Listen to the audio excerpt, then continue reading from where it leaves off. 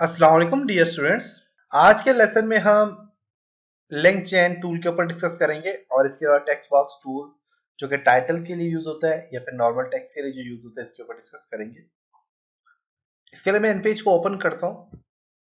तो इन पेज में पहले से मैंने कुछ टेक्स्ट लिख के रखा हुआ है यहाँ पे। आज के लेसन में हम लिंक टूल्स और टेक्स्ट बॉक्स टूल्स के ऊपर डिस्कस करेंगे। तो सबसे पहले लिंक टूल के ऊपर काम करते हैं। तो लिंक टूल के लिए सबसे पहले आपने एक टेक्स्ट बॉक्स लेना है। तो ये जो टेक्स्ट बॉक्स आपके पास नॉर्मल टेक्स्ट बॉक्स है ये वाला, इसको आप यहां से एक रेंज दें। रेंज देने के बाद ये जितनी भी चीजें हमने इन चीजों के ऊपर डिस्कस कर लिए। अब रेंज देने के बाद आपने इसके अंदर टेक्स्ट लिखना है। तो आप यहां से अगर देखें तो आपके पास यहाँ पे हैंड टूल है। हैंड टूल की वजह से आप हैंड टूल पे क्लिक करके इसके ऊपर जस्ट क्लिक करेंगे तो आपके पास यहाँ पे देखें कुछ रेंज बन गया जिसके अंदर आप टेक्स्ट लिख सकते हो। तो मेरे पास टेक्स्ट लिखा हुआ है तो मैं इसी टेक्स्ट को कॉपी करता हूँ, कंट्रोल सी कॉपी, और इसके अंदर कंट्रोल वी करके पेस्ट कर देता हूँ। अब यहाँ पे जो मेरा टेक्स्ट लिखा हुआ है, अगर आपके पास यहाँ पे जो बॉक्स है, ये वाला जो बॉक्स होता है, इस बॉक्स को आपने यहाँ से इसको सिलेक्ट करना है। क्लिक करने के बाद आप इस बॉक्स को जब कॉपी करोगे कंट्रोल सी कॉपी करके, तो अगर आपके पास कोरल ड्रा इंस्टॉल है तो आप कोरल ड्रा में डायरेक्ट इसको जाके पेस्ट कर सकते हैं। कंट्रोल वी करेंगे तो आपके पास बिल्कुल सेम ऐसा ही टेक्स्ट कोरल ड्रा में पेस्ट होगा, किसी किस्म का कोई भी फॉन्ट चेंज नहीं होगा। इसकी शर्त यह है कि आपका एन पेज भी ओपन हो और कोरल ड्रा भी ओपन हो। आप कोरल ड्रा में डायरेक्ट जाके तो अपने पेज के ऊपर कंट्रोल वी करके इसको पेस्ट कर सकते हैं।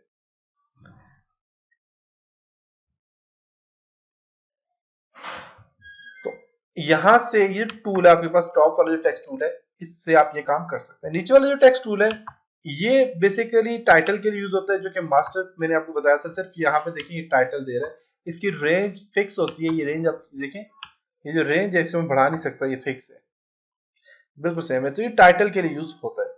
तो इस पे भी आप टेक्स्ट लिखें, कंट्रोल भी करके पेस्ट करते हो, देखिए टेक्स्ट आप लिख सकते हैं।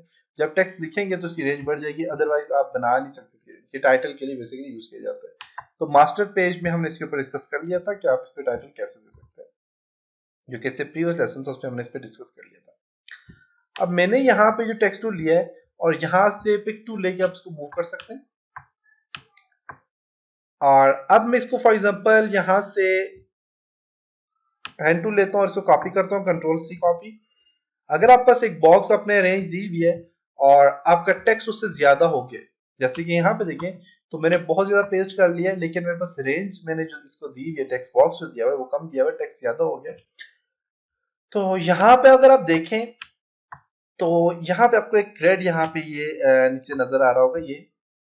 अब ये इस चीज को आपको बता रहा है कि आपका टेक्स्ट जो है तो ओवरफ्लो हो गया। मीन बहुत ज्यादा आपने लिखा है तो टेक्स्ट क्या हो गया, ओवरफ्लो।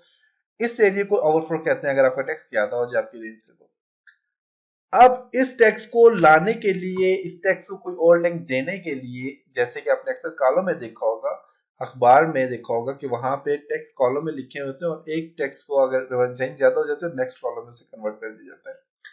तो नेक्स्ट कॉलम में इसको लेके जाने के लिए मैं एक और बॉक्स ड्रॉ करूंगा, जो कि बिल्कुल इसके नीचे यहां से यहां तक एक बॉक्स ड्रॉ कर लेता हूँ। इस बॉक्स को यहां से मूव कर लेता हूँ नीचे थोड़ा सा, इसी की रेंज में यहां पे मूव कर लिया। और अब मूव करने के बाद मेरे पास यहाँ पे ये टूल है टॉप वाला, इसको मैंने सिलेक्ट किया।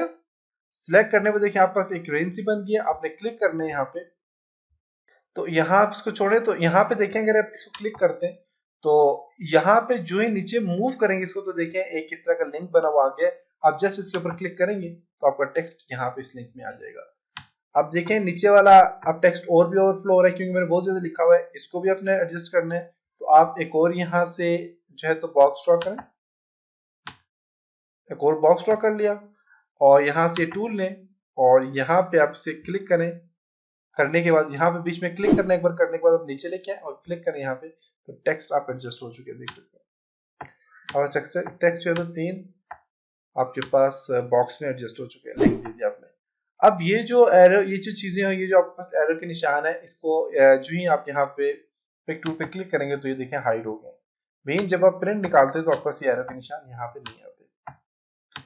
इसी तरह इन टेक्स्ट को अगर दोबारा से आपने अपने नॉर्मल अपने ये लिंक खत्म करने, तो लिंक खत्म करने के लिए आप नीचे वाला टूल यूज करें, आप अपने जस्ट टेक्स्ट को क्लिक करें तो देखें लिंक खत्म हो गया, क्लिक करें लिंक खत्म हो जाएगा। इसके अलावा आपको टेक्स्ट बॉक्स से पता चल गया होगा कि टेक्स्ट बॉक्स के अंदर इसका फायदा क्या होता है। इसके अंदर टेक्स्ट लिखा जाता है, टेक्स्ट बॉक्स ड्रॉ करके इसके अंदर आपने कोई भी टेक्स्ट लिखना है तो आप लिख सकते हैं। अपने टेक्स्ट को लिंक देना है तो आप यहाँ से लिंक दे सकते हो। और जब आप प्रिंट निकालते हो तो प्रिंट में ये चीजें नहीं आती, ये बॉक्स आपके पास में भी ये प्रिंट में नहीं आते। तो नेक्स्ट लेसन में आपको बताऊंगा कि आप फोटोशॉप पे कैसे अपने टेक्स्ट को फोटोशॉप पे कैसे इंपोर्ट करवाते हो और उस पे फिर कैसे काम करते हो। तब तक अपना ख्याल रखिएगा। खुदा हाफिज।